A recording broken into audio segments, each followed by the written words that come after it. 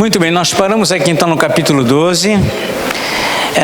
Todo um trecho aqui mais longo, o Senhor vai tratando sobre a questão da 10ª praga, e é muito repetitivo, constantemente repete o que ele está para fazer.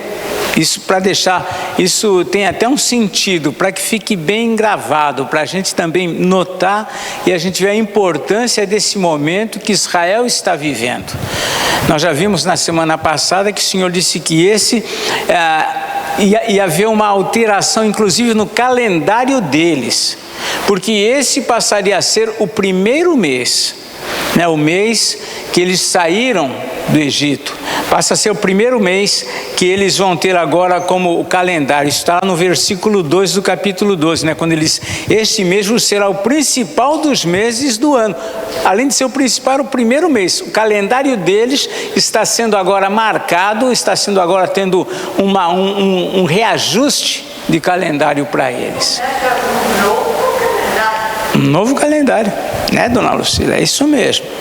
Muito bem, então nós vimos que ele vai instituindo aqui a Páscoa. Falamos bastante já sobre as coisas que envolvem essa Páscoa no Egito, e com respeito a próprio Senhor que viria depois. Há todo um relato, toda uma figura, todo um tipo do que Jesus também iria fazer futuramente, mais de 1000 anos depois disto. Então vemos o Senhor aqui estabelecendo como que seria a Páscoa. Ele fala como que vai ser a aplicação do sangue, que vai ser aplicado nas ombreiras e na verga da porta. Então ele vai esclarecendo tudo isto. E aqui nós paramos aqui no versículo 3, vamos ler hoje o 14 e o 15. 2 versículos apenas. Vamos ler, alguém pode ler. Esse dia será o memorial, e celebrareis como solenidade ao Senhor. Nas vossas gerações o celebrareis por estatuto perpétuo. 7 dias comereis pães dados, só ao primeiro dia dareis o fermento das vossas casas, pois qualquer que comer coisa vegetada, desde o primeiro dia até o 7º dia, essa pessoa será eliminada de Israel. Muito bem. Vamos destacar aqui algumas coisas aqui. Então, vejam que, novamente, este dia vos será por memorial. O memorial é algo para nunca ser esquecido. É um memorial, é um marco. Então a Páscoa tem esse sentido, era um marco para toda a nação judaica. E também a gente vai ver que vai ser também um marco para o próprio povo de Deus, para o próprio cristão, no caso, que viria depois já a questão do cristianismo. Mas eu quero destacar também nesse mesmo versículo, ele diz assim: celebrareis como solenidade ao Senhor, nas vossas gerações celebrareis por estatuto perpétuo. Nós sabemos que a Páscoa de fato se tornou perpétua, mas eu queria também parar um pouco, porque a palavra perpétuo, nós conhecemos perfeitamente o sentido, mas dentro do que envolve algumas coisas dentro do Antigo Testamento, a gente poderia hoje questionar muito a questão do perpétuo, porque tem coisas que lá no Antigo Testamento diz que é perpétuo, mas que já não se pratica mais, e eram tidas também como perpétuas. Então, fazendo aqui um parênteses nesse sentido, é importante considerar essa questão em vista dessas coisas que já não são observadas. Então vamos ver alguns exemplos para a gente esclarecer. Primeiramente aqui, em Êxodo capítulo 27, versículo 20, por exemplo, é um dos exemplos. Êxodo 27, versículo 20. Quem chegar lá, pode ler para nós.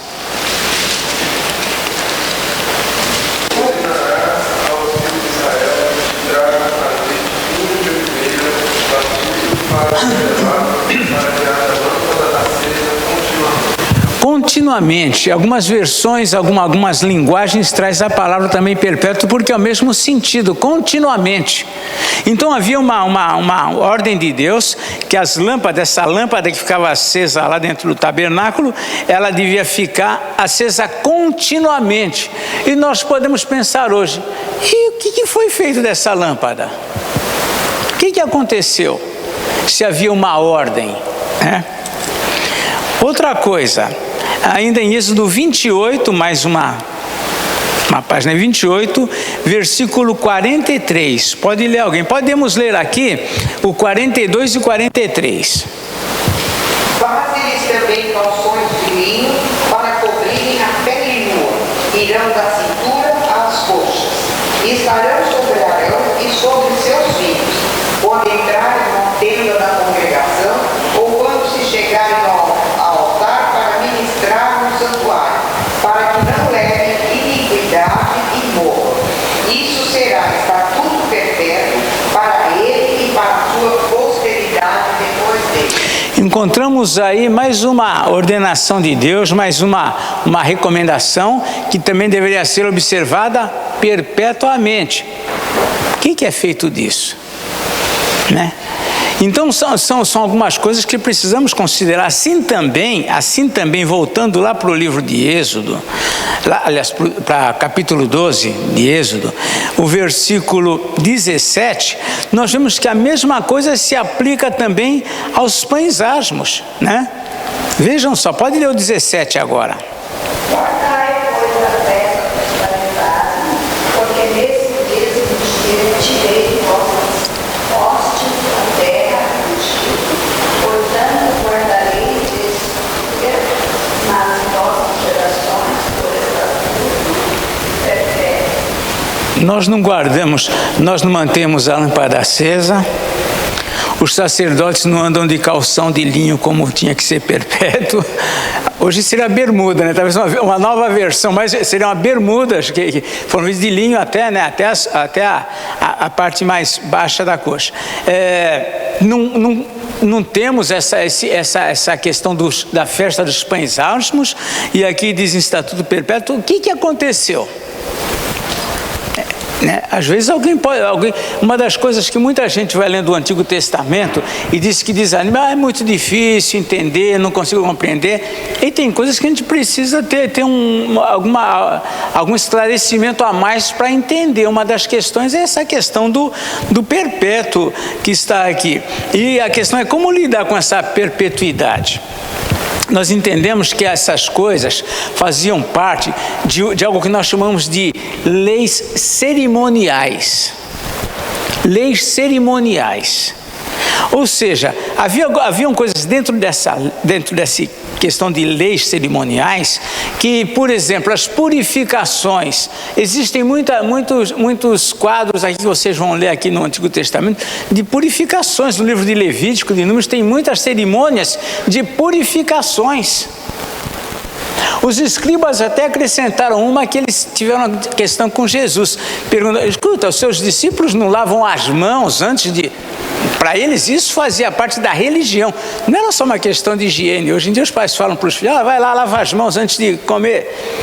Mas naqueles dias isso fazia parte da religião. Era como uma cerimônia de purificação. Eu estava vendo um filme um dia desses, e era um filme judaico, e é interessante que a pessoa, o judeu, lógico, ele é alguém desses, né, devia ser alguém desse grupo radical, na história não fala, mas ele é alguém desses que anda com franjas, aquela coisa. Então ele levanta de manhã, ele põe a mão para baixo, onde tem tipo de uma cuia, alguma baciazinha com água, e ali ele já lava as mãos. Isso para eles, tudo isso eram cerimônias, eram rituais. E nós vemos que isso fazia parte daquele contexto. Entretanto, tinha outras festas que também seriam perpétuas, lá, Purim, o Pentecostes. Nós não comemoramos isso.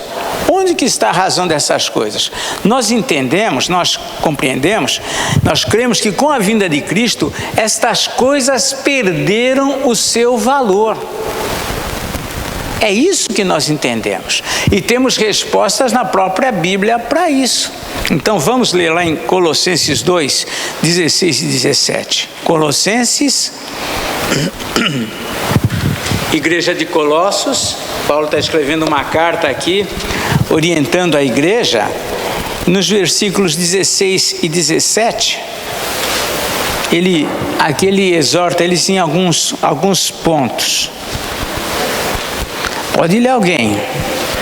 Colossenses 2, 16 e 17. Ninguém, pois, os julgue por causa de comida e bebida, ou dia de festa, ou lua nova, ou sábado, porque tudo isso tem sido sombra das coisas que haviam de vir. Porém, o corpo é de Cristo. Veja só, Paulo está orientando essa igreja porque eles também estavam querendo, os judeus que eram convertidos ao cristianismo, eles eram convertidos a Jesus, mas eles acreditavam que essas ordenanças de Moisés tinham que continuar sendo observadas. E Paulo está dizendo não, ninguém julgue vocês por causa de festa, por causa de comida, de bebida, porque essas coisas eram sombra das coisas que haviam de vir, que é o corpo é de Cristo. É como se Paulo estivesse uma vez falando sobre essa figura, e é uma figura interessante, né? É como se você, quem já viu a experiência, você está num lugar escuro e tem uma certa claridade entrando, daí você vê uma sombra vindo, né? Não vê na parede, vem uma sombra, ainda não é a pessoa, é a sombra. Paulo está dizendo, essas coisas todas eram como a sombra de Cristo, mas não era Cristo. Quando Cristo veio, essas coisas desapareceram, porque agora já chegou aquele que é a essência, aquele que é o centro. Então, muitas dessas coisas no Antigo Testamento, elas tinham um valor, mas era um valor dentro de um período. Por isso que nós encontramos aqui, o próprio Paulo era um judeu dos hebreus e hebreus, etc. Ele tinha todas essas coisas como sendo a essência da religião. Mas, com a vinda de Cristo, tudo isso perdeu o seu valor. Então, quando nós vemos algumas coisas aqui no Antigo Testamento, como a gente vê aqui a festa dos pães asmos, por que não diz que aqui que é perpétuo? Por que nós não passamos aqui uma semana comendo pães asmos? Por quê?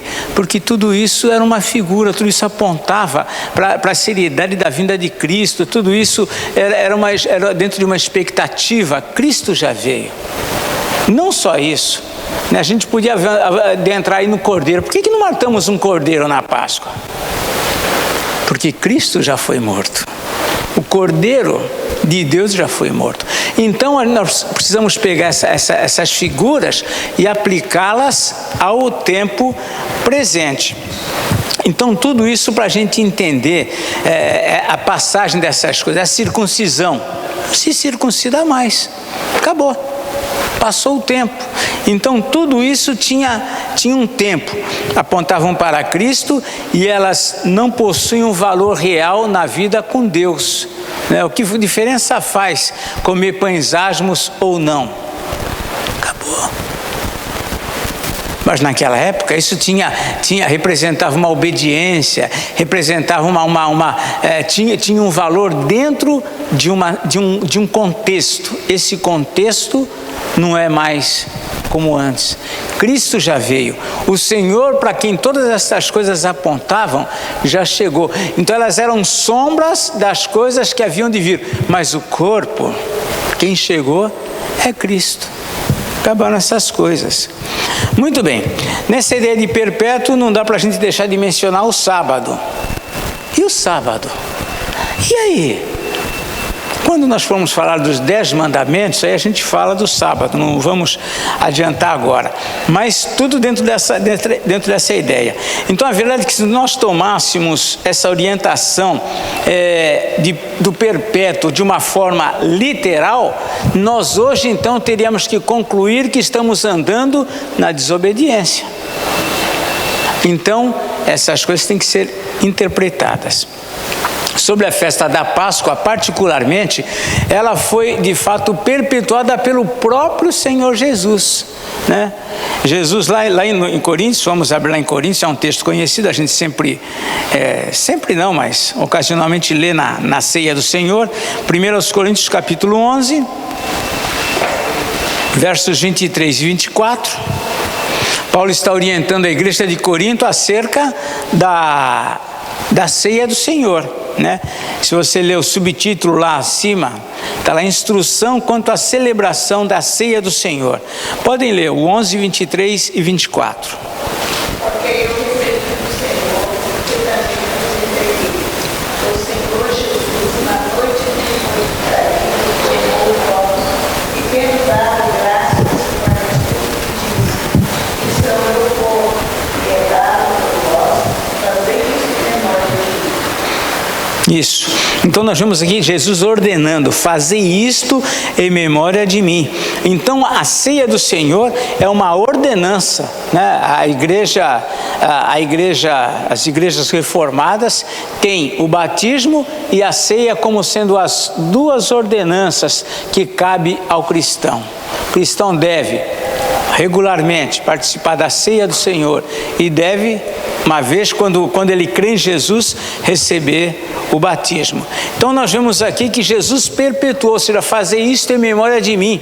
Lá em Mateus registra de uma outra forma, né? Quando ele com os discípulos, comemorando a Páscoa, eles estavam comemorando exatamente a Páscoa, e ele disse, né? Ele começa ali a instituir esta é a nova aliança, no meu sangue, não mais no sangue de um cordeiro, no meu sangue. Isto é o meu corpo, é o corpo dele, a sua carne. Então nós vemos que tudo, ali Jesus instituiu essa nova aliança. A Páscoa então passa a ser o símbolo dessa nova aliança firmada, não mais com o sangue de um animal, mas firmada com o próprio sangue de Cristo.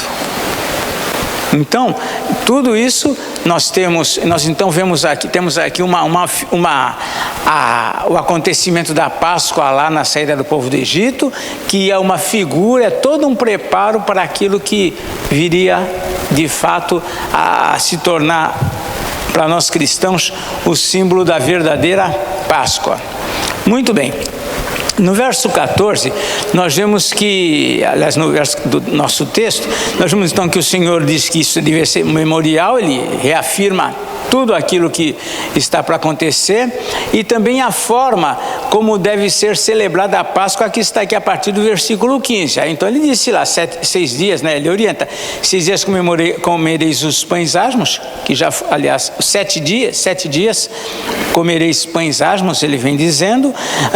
No versículo 16, vamos ler do 16 ao 17 para completar essa ideia. Pode ler. Ao primeiro dia. No primeiro dia haverá para vós outros, Santa Assembleia. Também ao sétimo dia tereis Santa Assembleia. Nenhuma obra se fará nele, exceto o que diz respeito ao comer, somente isso podereis fazer. Guardai, pois, a festa dos pães asmos, porque nesse mesmo dia tirei vossas hostes da terra do Egito, portanto, guardareis esse dia nas vossas gerações, por estatuto perpétuo. Pode ler o 18. Desde o dia 14 do primeiro mês à tarde, comereis pães asmos até a tarde do dia 21 do mesmo mês. Vejam que era tudo bem definido, né? Era as regras, as datas, desde o dia 14 até o 21º dia, eles estariam comendo pães asmos. E aí ele continua nessa orientação ainda, no verso 18 até a 20 também vai dar orientação. Por 7 dias, diz lá no 19, por 7 dias não se ache nenhum fermento nas vossas casas, porque qualquer que comer pão levedado será eliminado da congregação de Israel, tanto peregrino como natural da terra. Nenhuma coisa levedada comereis em todas as vossas habitações, comereis pães asmos. Ou seja, nada com fermento, nada levedado, tudo sem fermento. Não devia nem achar fermento na casa deles nesse contexto. Qual é o significado dessa falta de fermento, ou a proibição ao fermento? Olha, alguns defendem que essa questão é a questão de que eram dias que não tinha. Tanto é que não é só a ausência de fermento, mas ervas amargas também ervas amargas eram usadas, ou seja, eram coisas que lembravam dias difíceis. Há um sentimento de serem dias, digamos assim, mais dias difíceis, dias marcados por luta, por um luto, alguma coisa assim. Então são dias nesse sentido, ou seja, para que não houvesse ostentação, não houvesse, digamos, alguma coisa prazerosa, eram dias marcados por um período assim mesmo, né? Então não era uma diferente das festas que geralmente tudo era fartura, era tudo com a carne com gordura, mas nesse período então é como se, olha, tem que ser dias marcados por algo amargo mesmo, por algo sem gosto, por alguma coisa. A ideia é essa, o princípio, o espírito da coisa é esse.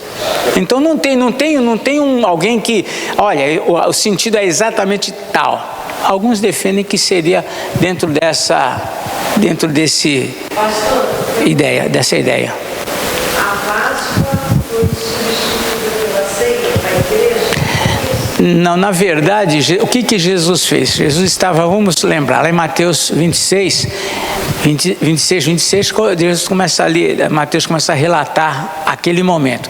Eles estavam comemorando a Páscoa, no dia da Páscoa mesmo. Então as famílias comemoravam.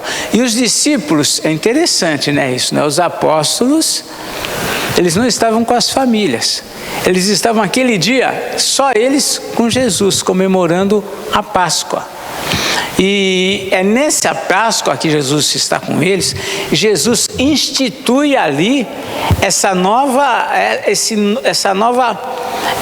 vamos colocar aqui, essa nova cerimônia, essa nova maneira de continuar a Páscoa. Nós comemoramos, por exemplo, a Páscoa. Não temos cordeiro, mas nós temos a Páscoa. Eles também tinham. Só que agora, a Páscoa que eles comemoravam, lembravam o quê? A libertação do povo do Egito. Mas o que nós lembramos aqui na nossa ceia?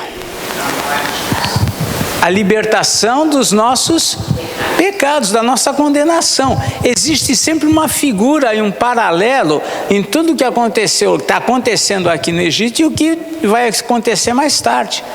Então, por exemplo, lá através do sangue do cordeiro, eles foram, a gota d'água, como diz, o sangue do cordeiro foi o ponto. A partir eles foram libertos, por causa do sangue do cordeiro, eles foram libertos. E nós, por causa do sangue de Cristo, também fomos libertos, fomos salvos. Nenhuma condenação há para nós. Então, existe todo um paralelo de ideia. Mas Jesus, quando ele veio, ele instituiu essa nova forma de celebrar. Olha, isto é o meu corpo. Então ele toma o pão e fala, olha, isto é o meu corpo, né? Então tinha que ter um cordeiro, é o seu corpo. Toma o cálice com o suco da vide e diz, esse cálice é o sangue da nova aliança. Aliança no meu sangue, derramado em favor de muitos para a remissão de pecados. Então ele dá um novo sentido. Então a Páscoa para o judeu tem um sentido. Para os judeus simboliza o quê? A libertação deles do Egito. Eles estão lá, eles ainda continuam nessa ideia. Nós cristãos, quando comemoramos a ceia do Senhor, nós celebramos a ceia do Senhor, nós comemoramos, nós trazemos à memória a obra que Cristo fez. Nós não estamos aqui, por exemplo, na ceia, lembrando a saída do Egito. Eles fazem isso. Nós lembramos a morte de Cristo em nosso favor. Exatamente. E a Páscoa nós comemoramos a ressurreição. Exatamente. Na Páscoa nós comemoramos exatamente. No dia da Páscoa mesmo, que eles comemoram a libertação, nós comemoramos a ressurreição de Cristo, né? É interessante a gente pensar, né, naquela ideia de que tudo aponta para Cristo, né? Sim. Então, antes tudo apontava para o futuro que era Cristo. Agora nós rememoramos o que foi cumprido em Exatamente, né? Isso, Jesus, ele instituiu uma nova aliança a partir daquele momento. Exatamente. Ali era daquele jeito, a partir dali em memória do mundo, ou seja, em memória. Exatamente, é isso mesmo. É como quando se fala, por exemplo, sobre a fé, eles, no Antigo Testamento, eles eram salvos pela fé no Messias que viria. Nós somos salvos pela mesma fé no Messias que já veio. A ideia, né, há uma ligação completa, né, e ao mesmo tempo são marcos que vão definindo, tá? Então nós vemos aqui que, pois não, pode falar.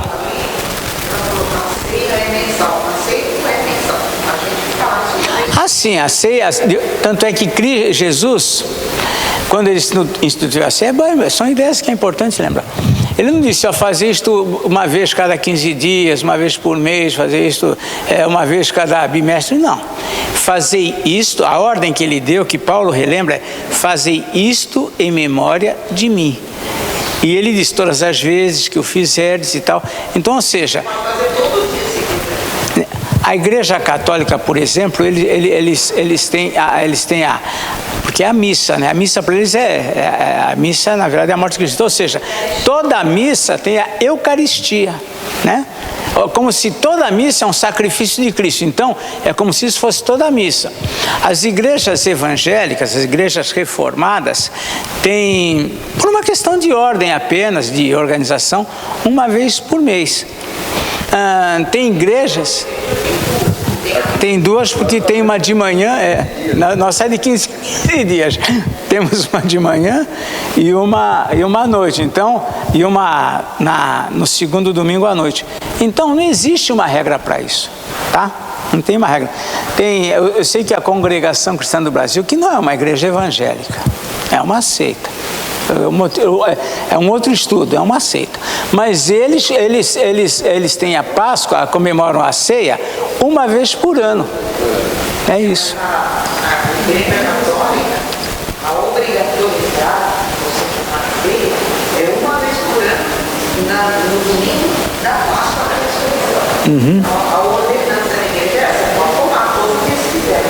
Pelo menos uma vez por ano. É um preceito deles lá, né? Muito bem. Então nós vemos aqui que a parte... Pois não.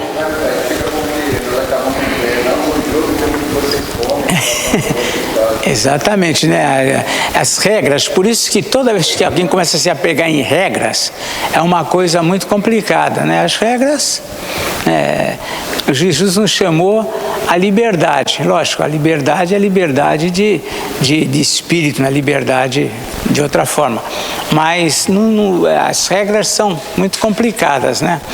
É importante ter uma ordem, mas quando se começa essa ordem, começa a ser uma ordem, uma coisa espiritual, religiosa, aí começa um... A ceia não substitui a Páscoa. A Páscoa é a Páscoa, a ceia é a ceia. Não, a data da cerimônia da Páscoa é uma cerimônia diferente, né? Nós não comemoramos a Páscoa todo mês, não é isso, né? Tem a data, exatamente, tá? É isso. Muito bem, então nós vemos aqui que o Senhor, então, ele começa os últimos preparativos para que tudo isso é para a saída do Egito. Veja que ele novamente, olha só, a partir do verso 21, Moisés agora vai chamar os presbíteros, todos os anciãos presbíteros, né? Se fosse na língua grega, escrito no Antigo Testamento, seria estaria aqui que chamou, pois Moisés, todos os presbíteros, mas... Aqui não era na língua grega, então era lá no hebraico. Ele chamou todos os anciãos de Israel e lhes disse: quem? Os líderes de Israel, né? Todos os que eram os respeitados lá, os que estavam à frente do povo.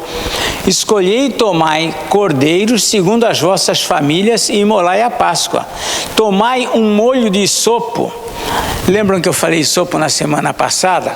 Aquela plantinha e tal, molho de isopo. Molhai-o no sangue que estiver na bacia e marcai a verga da porta e as suas ombreiras com o sangue que estiver na bacia. Nenhum de vós saia da porta da porta da sua casa até pela manhã. Eles ninguém ia ficar, imagina a curiosidade. Deixa eu ver aqui, diz que o senhor vai passar. Ninguém sai à porta. Não sai, né? E essa planta, então, com esses ramos de hisopo, seriam, então, passado pela praia, ficar aquilo tudo respingado de sangue, nas ombreiras e nas vergas, né? Vejam uma curiosidade também, o sangue na bacia, provavelmente não, quando o cordeiro já era morto, ele era degolado, já tinha uma bacia preparada, porque havia aquele sangue a ser o sangue aplicado na porta daquela casa. E diz lá, porque o Senhor passará para ferir os egípcios. Quando vir, porém, o sangue na verga da porta e em ambas as ombreiras, passará o Senhor aquela porta e não permitirá ao destruidor que entre em vossas casas para vos ferir. Uma coisa, o Senhor não vai permitir que entre o destruidor. Então, quando o Senhor passasse pelo Egito, as casas que não tinham esse sangue, ali o destruidor iria entrar, iria matar o primogênito dos homens e também dos animais. A primeira cria seria morta. É isso que o Senhor está dizendo aqui nessa última praga que vai acontecer. E ele diz assim, guardai, pois, sempre rememorando, guardai, pois, isto por estatuto para vós outros e para vossos filhos para sempre. Era alguma coisa que devia ser retida, guardada, né? Quando vossos filhos, e aí vem a razão, e isso é importante para nós, quando vossos filhos, aliás, né, no versículo 25 ele diz lá, e uma vez dentro na terra, que o Senhor vos dará, como tem dito, observai este rito. Quando vossos filhos vos perguntarem que rito é este, respondereis, é o sacrifício da Páscoa ao Senhor, que passou por cima das casas dos filhos de Israel no Egito, quando feriu os egípcios e livrou as nossas casas. Então o povo se inclinou e adorou. Então esse era um evento que tinha que ficar muito marcado para todo o povo. Porque isso ia ser passado para os filhos, né? Naquela época não tinha, ninguém gravava no celular, olha, aconteceu isso, não tinha isso.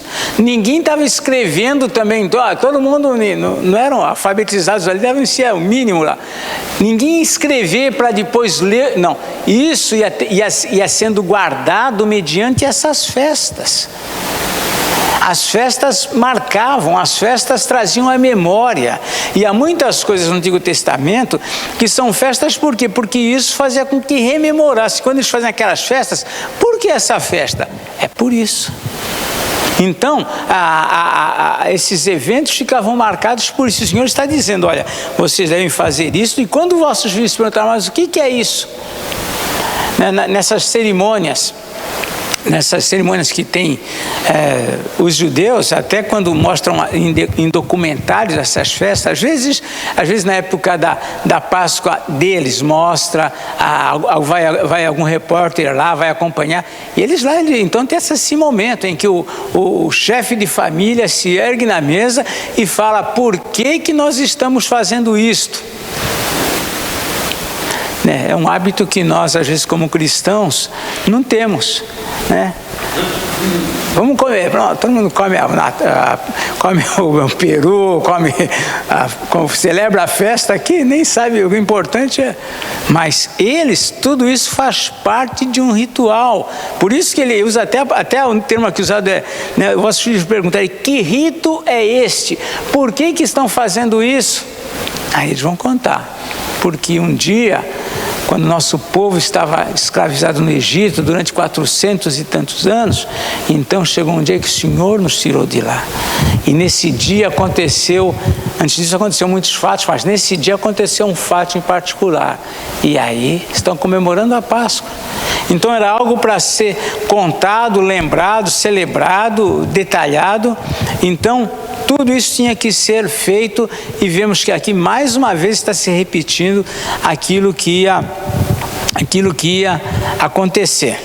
Então, para que todas as gerações futuras soubessem o que aconteceu. Talvez hoje, se o mundo hoje está longe de Deus, é porque as gerações passadas não compartilharam essas coisas. Eu sempre lembro, o mundo inteiro conheceu o poder de Deus. O mundo inteiro. Era para o mundo inteiro estar voltado para Deus, estar encaminhando à luz das Escrituras, mas não. Por que o mundo inteiro?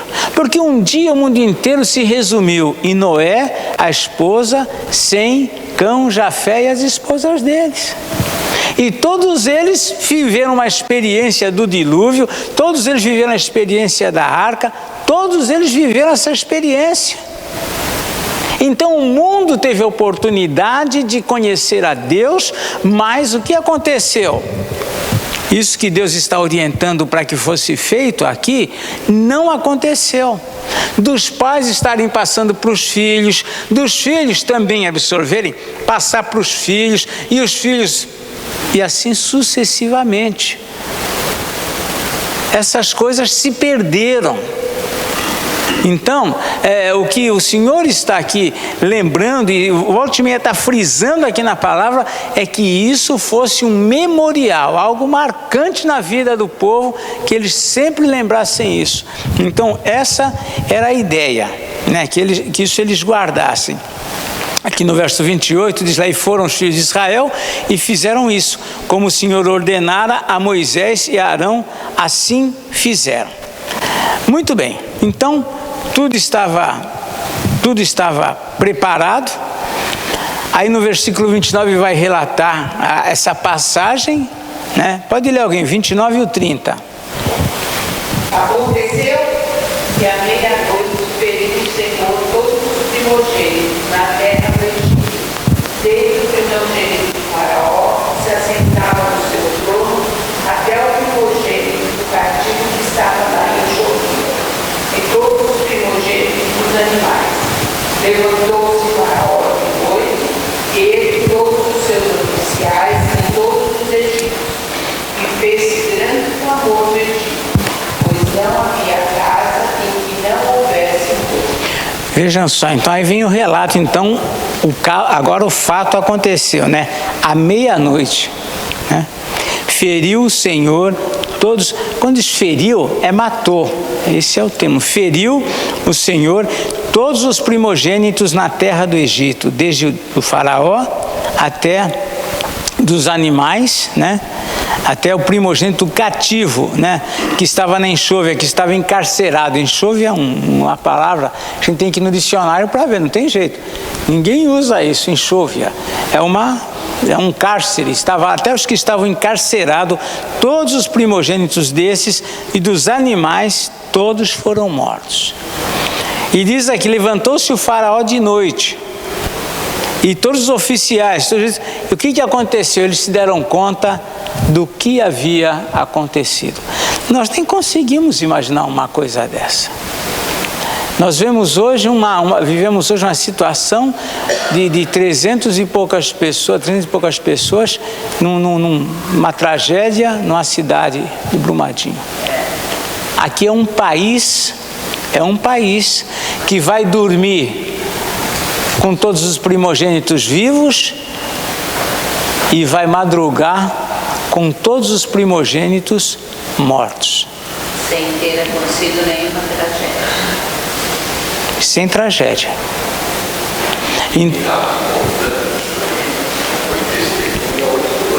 Sim, é isso.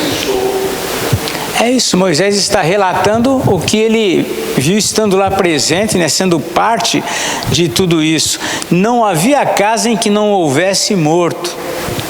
Então uma coisa tremenda aconteceu ali no Egito. Todos se deram conta do que aconteceu e diz aqui então que fez-se grande clamor no Egito. Grande clamor.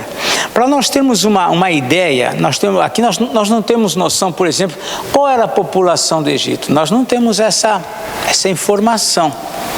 Mas para nós termos uma ideia dessa nação, o povo de os judeus que estavam saindo de lá, só os judeus, que moravam na cidade de Gósen, eram 600 mil, fora mulheres e crianças. Então estima-se em torno de 2 milhões de pessoas.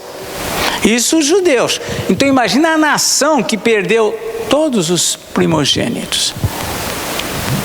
É algo que nós não temos como avaliar, como calcular isso. Então foi algo tremendo, algo terrível que aconteceu. E a partir daí, os hebreus são liberados, aí agora de fato, né? Depois de todos esses meses que a gente vem falando sobre as pragas, finalmente, a partir daí os hebreus são liberados. Na verdade, o rei os expulsa de lá. Está no verso 31 e 32. Pode ler alguém. Então, naquela mesma noite, Faraó chamou Moisés e Arão e lhes disse: levantai-vos, sai do meio do meu povo, tanto vós como vossos filhos, como os filhos de Israel, e de servir o Senhor como tendes dito. Levai também convosco vossas ovelhas e vosso gado, como tendes dito. Ide-vos embora e abençoai-nos também a mim. Ou seja, não tinha mais, acabou. Não tinha mais o que fazer, não tinha mais o que dizer, né? Pode ir embora, leva tudo que tiver que levar, ide-vos. Então, chegou essa hora em que eles são praticamente assim colocados para fora. E os versos 33 a 35 nos dá uma noção de então aquilo que Moisés já havia dito. Por quê? Vocês não vão sair daí de graça. O povo foi escravo durante muito tempo no Egito. O único período que eles estiveram bem em paz no Egito, eles tinham paz, é quando José estava vivo e talvez um período daí para frente enquanto estava aquela liderança, aquele faraó, aqueles oficiais. Quando mudou, também começou então um tratamento diferente para eles. Então o Senhor já tinha dito, quando vocês saírem, vocês não vão sair de mãos vazias. De mãos vazias. E aqui nos versos 31 a 35, a gente vê aqui o que está acontecendo aqui, na verdade do 33 ao 35. Então pode ler alguém aí, os egípcios? Os egípcios apertavam com o povo, apressando-se em lançá-los fora da terra, pois diziam, todos morreremos. Vejam só, então, só um parênteses. Para eles, a presença deles agora, eles falam, foram os primogênitos. Quem serão os próximos? Agora o terror, o temor, tudo ficou. Então eles precisavam sair logo dali, né? Então se apressaram em lançá-los fora. 34. O povo tomou a sua massa antes que levedasse, e as suas amassadeiras atadas em trouxas com seus vestidos sobre os ombros. Fizeram, pois, os filhos de Israel conforme a palavra de Moisés, e pediram aos egípcios objetos de prata e objetos de ouro e roupas. E o Senhor fez que seu povo encontrasse favor da parte dos egípcios, de maneira que esses lhes davam o que pediam, e despojaram os egípcios. Muito bem, então nós vemos aqui a situação, né? O desespero dos egípcios era tão grande, então a situação toda formou, digamos assim, o tempo favorável deles pedirem isso daí, dá o que eles pedirem e vai embora.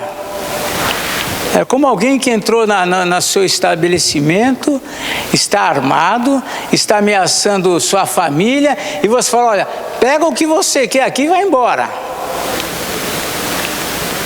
Porque a situação levou a isso. O desespero levou a isso. Se para ir embora tem que pegar o meu ouro, pega o ouro e leva embora, mas vai embora. Então, a situação ficou de tal forma, favoreceu essa palavra que Moisés já tinha falado. Então, eles davam mesmo, diante do desespero, davam tudo para vê-los sair e ir embora. Né? É que nem você quando vê que o ladrão pegou não sei o que, armado, está saindo, você fala, que bom, você nem olha porque ele está levando. O importante é que ele saia daquele ambiente. É isso. Então, a situação toda, todo todo o contexto vivido pelo povo ali preparou para esse momento, e além disso nós vemos aqui no 36 que o Senhor também fez que seu povo encontrasse favor entre os egípcios. Então não havia resistência, o Egito ficou finalmente entregue, não havia resistência, o Senhor fez com que eles conseguissem isso. Então eles davam o que, né, Moisés registra, e é como o Ari falou, né, aqui é de quem estava lá, de maneira que estes lhes davam o que pediam. Acabou. Se queriam levar alguma carroça com cavalo, eles vão brigar, não, leva o que tiver, carrega o que tiver que carregar, mas sai daqui do Egito. Essa era a situação que ficou, e assim os dominadores egípcios foram todos despojados, né? Destaca-se na saída dos egípcios aquele número que eu falei, está aqui no versículo 37, pode ler o 37 e o 38, pode ler alguém. Assim partiram os filhos de Israel de Ramsés para o suporte, cerca de 600.000 a pé, somente de homens, sem contar mulheres e crianças. Subiu também com eles um misto de gente, ovelhas, gado, muitíssimos animais. Vejam, lembra que nós já mencionamos isso também anteriormente? Não foram só os egípcios, não saiu só os hebreus. No meio dos hebreus tinha um grupo lá, um grupo de pessoas que, aqui diz assim, um misto de gente. Talvez não somente egípcios, mas de outras nações, talvez outros que estavam como escravos. Ou seja, aqueles que se agregaram aos judeus foram preservados. Famílias, então, a gente imagina, os judeus estavam lá, devia ter outras famílias próximas que chegaram a eles, e quem sabe no dia do sacrifício do cordeiro, olha, vai acontecer isso, olha, o Deus de Israel, já vi que ele, então vou fica na casa deles, foram poupados. Então um misto de gente sai com eles de lá, um misto de gente saiu junto, né? E trazendo ovelhas, gado, muitíssimas. Então a gente imagina essa multidão, não só de gente, mas de animais, carregando coisas, porque eles estão carregando como é possível o que eles possuíam. Agora eles estão indo em direção a Sucote, em direção ao deserto. Eu devia ter trazido um mapa aqui para a gente dar uma olhadinha, né? Semana que vem vamos ter a música e vamos ter um mapa. Então nós vemos aqui que eles então estão saindo e levando tudo isso. Vemos também o seguinte, olha lá, os pães asmos, né? Eles pegaram aquelas massas todas de pães que eles prepararam, era o primeiro dia, eles estão saindo, no primeiro dia depois de imolado o cordeiro. O cordeiro foi imolado no dia anterior, à noite, comeram durante aquela noite, a meia-noite passou, e agora de manhãzinha eles estão saindo, é o primeiro dia, e a massa toda lá ainda por fazer não tinha sido levedada. Então o que acontece? E cozeram os bolos asmos da massa que levaram no Egito, pois não se tinha levedado, porque foram lançados fora do Egito. Não puderam deter-se e não haviam preparado para si provisões. Eles foram comer esses pães asmos pelo caminho. Isso também significava, dentro daquela ideia do sentido levedado, que não dava tempo para ficar esperando o pão levedar. Como que quem faz pão, acho que sabe isso, né? Tem que deixar um tempo. Olha lá, Maria sabe fazer. Tem que deixar um tempo amassar lá, né? Não sei quanto tempo leva, vocês aí, as mulheres devem saber. Mas esse pão asmo também lembrava o quê? A urgência, a pressa. Não tinha tempo da massa ficar bonita. Agora vamos assar o pão, né? Então tudo isso daí tinha um sentido dentro do que estava acontecendo. Muito bem, o mesmo verso destaca ainda o número de animais, né? Interessante que Moisés escreve, né? Muitíssimos animais. Então rebanhos iam saindo com eles de lá, né? Muitos animais. E os bolos foram cozidos rapidamente antes que levedassem. Outro fato interessante, vemos aqui nos versos 40 e 41. Pode ler alguém. Ora, o tempo que os filhos de Israel habitaram no Egito foi de 430 anos. Aconteceu que ao cabo de 430 anos, nesse mesmo dia, todos as hostes do Senhor saíram da terra do Egito. Vejam só que interessante, né? E Moisés, quem tem a precisão, né? Nesse mesmo dia, eles deviam ter registrado tudo isso lá, né? O mesmo dia que eles entraram, ele deve estar aqui contando aqui a entrada de Jacó com os filhos. Isso foi anotado, José lá como administrador anotava para quem ele vendia, quando vendia. Então eles tinham um registro lá dessa chegada desse povo, inclusive, e tinha a data agora, exatamente a data, ele diz assim, né? Nesse mesmo dia, todas as hostes, todo o exército, todo o agrupamento, né, do Senhor saíram da terra do Egito. Pastor, onde é que está esse tem que ser valor do céu? Que o quê? Tem que ser valor do céu. Não está dizendo que Egito, mas lá na frente vai aparecer, porque eles tinham que carregar os ossos de José. Alguém deve ter lembrado aí na pressa, olha lá, não esquece. Voltar para trás, ninguém voltou a buscar, então isso já estava... Isso devia já estar porque eles já estavam... Eles sabendo que eles estavam para sair, não tinha como, né? Imagina quantos detalhes tem nessas histórias que a gente não tem, que a gente, né? Aqui o que nós encontramos escrito na palavra é a essência, né? 19? Já está. Ah, tá. Olha lá, Moacir já chegou lá. Olha lá, Moacir já viu. Olha só. Também levou Moisés consigo os ossos olha aí. Este fez os filhos de Israel cuidar solenemente Olha lá. certamente Deus o crucificará. Daqui pois levai convosco os meus ossos. Isso, olha aí, ó. De repente o cemitério estava no caminho já, né? Mas com certeza ele já tinha tirado antes, porque, né?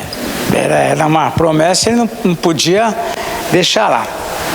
Mas então nós vemos que tudo isso daqui está acontecendo ao mesmo dia, né? Nesse mesmo dia todas as hostes saíram, então tudo organizado, tudo preparado por Deus. E nessa data também deveria ser lembrada, né? No versículo 42, né? Ele fala esta noite, né? Olha lá, esta noite se observará o Senhor, porque nela os tirou da terra do Egito, é a noite do Senhor. Esta é a noite do Senhor, que devem todos os filhos de Israel comemorar nas suas gerações.